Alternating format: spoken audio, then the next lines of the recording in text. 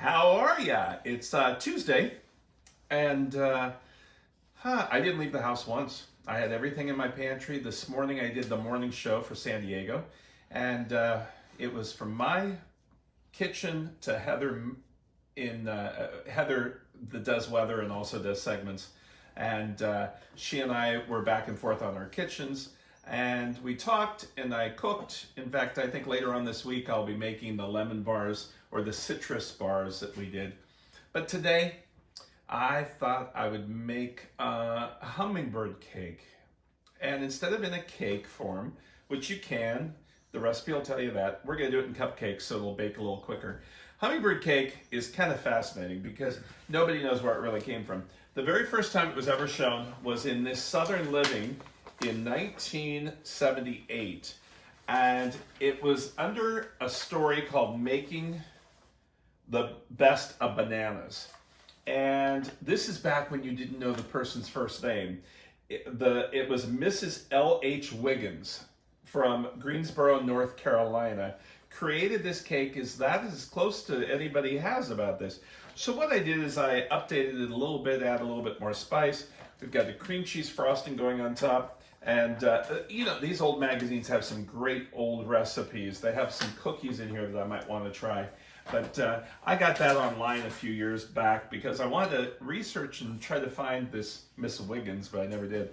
So anyway, we've got our dry ingredients. And we've got flour, and we've got some cinnamon, baking soda, salt, and some fresh ground nutmeg. I did the grinding of the nutmeg the other night. I'm going to put the Spice House, besides Penzeys, Spice House is a great place to get some spices.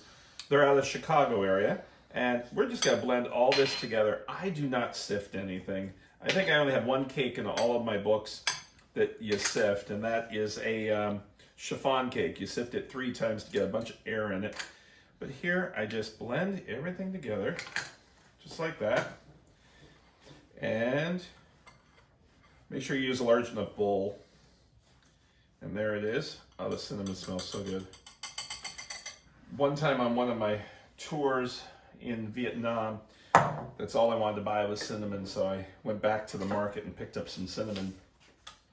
A little bag, it was about this big, for $1. And spices are something you can bring back to the States really easy when you do travel and when we're allowed to travel again. So we'll be able to travel again.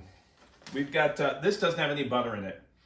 That's what makes it moister. I don't know if you realize that canola oil makes a cake a lot moister than butter, but don't swap it out unless you have that recipe. We aren't even going to use a mixer for the cake base. So we've got granulated sugar, eggs, oil, and then my vanilla that I make from Madagascar.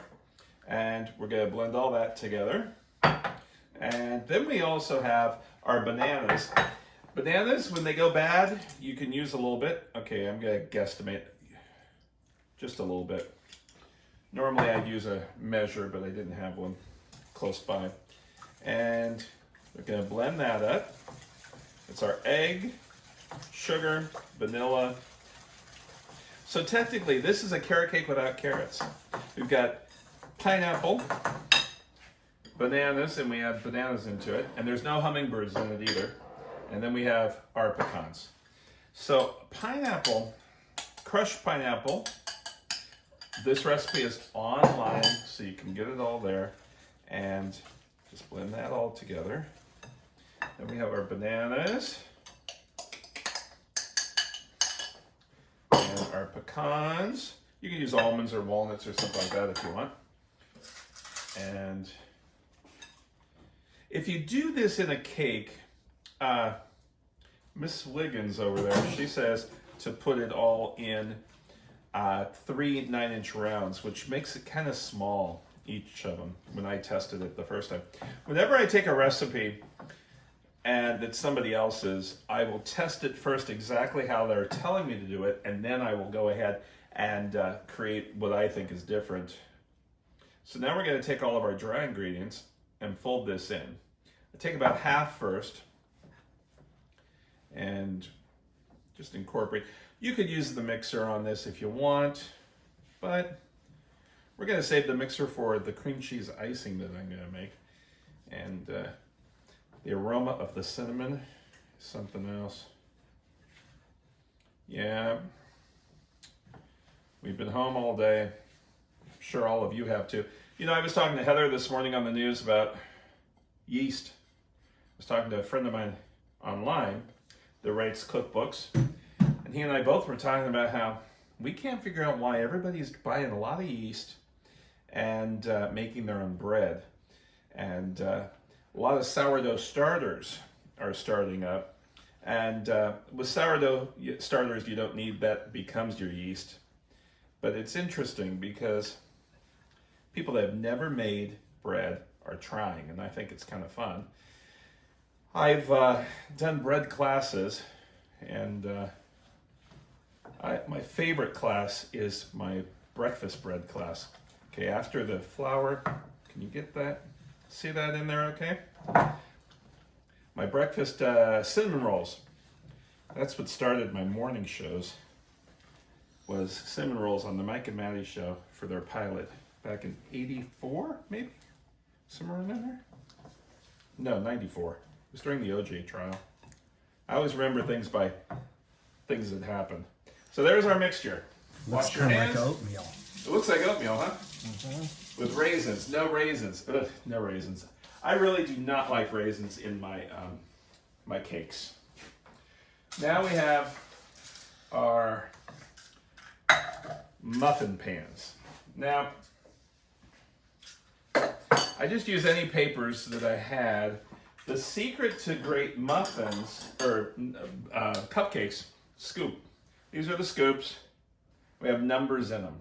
This is a number 10. That means 10 scoops equal 1 quart of whatever. So we're going to do about a full level, that a little less than a full. They will rise. We don't want them to go over too much. And I didn't see my 12 scoop in there, so I'm using my 10 scoop. So a number 100 is about this big, and number 8 is bigger than this one. So we're going to take this, do all of these, then we'll throw these in the oven. While they're in the oven, we're going to make our icing. The icing is just my typical cream cheese icing recipe. I don't even think it's her recipe. I think I used mine. I think she had orange in hers. But I thought, I don't like orange in the cake. Kind of want just the hummingbird. Just like that. And we'll see. You know what? I don't have written in the recipe how many cupcakes this does. Cupcakes are fascinating. All cupcake, there's no standard size of a cupcake. I've got cupcake pans out in my pantry area that has all these different sizes of cupcakes. Little mini ones all the way to large ones, and jumbo muffins. At Disney we used to do jumbo ones. And do you know the difference between a cupcake and a muffin? Frosting. Frosting! Neil knew. You weren't supposed to answer, Neil. I'm smart. Oh boy. So yeah, we get about 2 dozen, maybe a little bit more. And yeah, probably just 2 dozen. That makes sense. We'll get that last one. So at Disney we would do these cupcakes. They started doing a lot of breakfast stuff. The park didn't used to open until about 10 o'clock. Then they started opening up at 8. And people wanted breakfast. Can you imagine? So we started doing cupcakes without icing and called them muffins. So we took carrot cake recipe, made carrot muffins. And everybody thought they were really healthy, which they weren't. But I'm not going to tell you they weren't healthy. So there it is, just like that. We'll put these in the oven real quick. They go about 20 minutes, 18 to 24 minutes. And I always set a timer. And if I don't, see, my office is on the other side of the house. And if I'm doing this, okay, I'm going to do 24 minutes. Right. If I don't set a timer, the timer goes off and I don't hear it. So I'll do a timer also with my phone sometimes if I've got dual. Here's our cream cheese icing.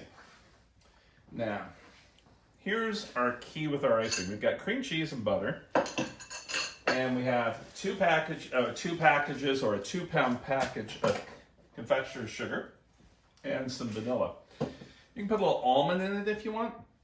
Just a few drops, not a whole lot. Now this is our problem. What happens with the cream cheese icing is see how hard that is and this is soft? You want both of these to be the same texture. If one is harder, which I took the butter out a while ago, but this is some European butter, so it's got a lot less water content in it. You're gonna put that in first.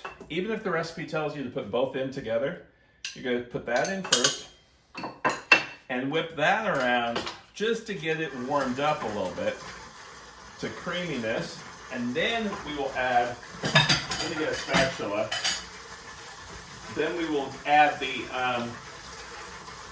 cream cheese into it. We don't want that butter to go in at the same time as the cream cheese, because if it does, the butter will have big chunks in it and it won't be a nice mixture. And it won't be creamy enough. The other thing is you want to add a little bit of milk into it. And that's going to be a texture thing. So now the butter's softened. So I'm going to take my cream cheese and place that in. Does that go crazy?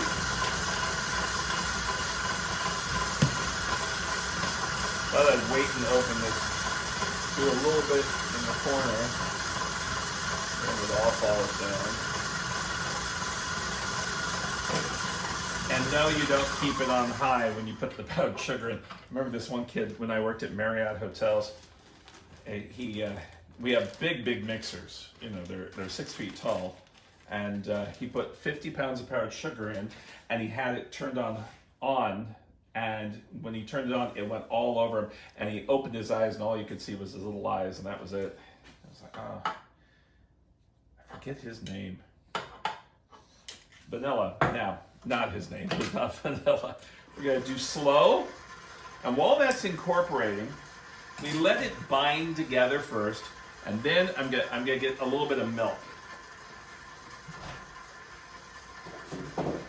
And I use whole milk. You can use any of that milk, but I just use whole milk all the time. And we don't want the whole milk to go in yet until it starts binding together just a little bit.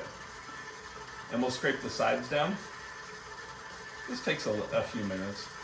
Also, when the cupcakes come out, you want the cupcakes to be cool before you put the cream cheese icing, or you'll have a melted cream cheese icing. So don't try to rush it. And don't refrigerate them to make them cooler. Just let them sit out, and you can smell the aroma of baking in the kitchen.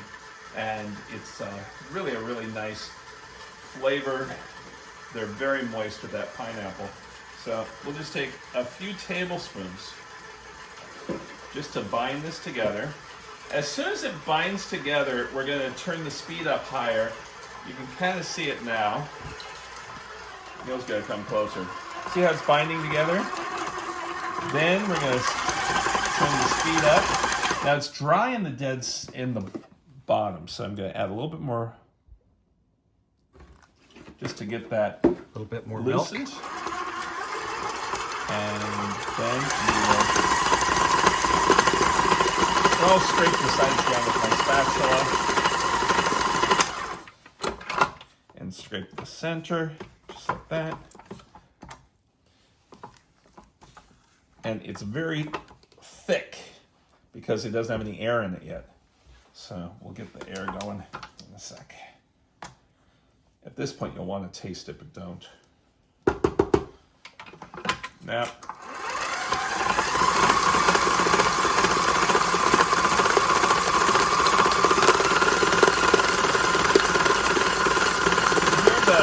sound of it changes too once it gets air into it.